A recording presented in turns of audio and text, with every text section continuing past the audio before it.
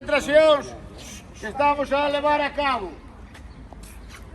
Non podemos resignarnos a ter os fornos parados. Vamos seguir peleando.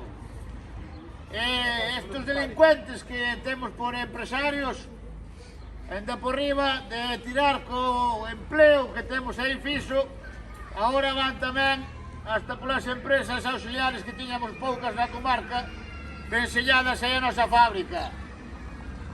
Caiu Tallareleto, caiu Ramón Domínguez, caiu Costa Misterra e hoxe ven de comunicarlle a Intaneria que deixa de colocar as virolas para darlle a unha empresa da Coruña.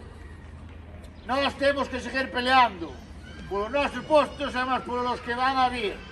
E non podemos caer na resignación e temos que seguir mantendo as concentracións os viernes a seguir peleando en todos os frentes. Así que, compañeiros, moito ánimo e moita forza, que a loita continúa.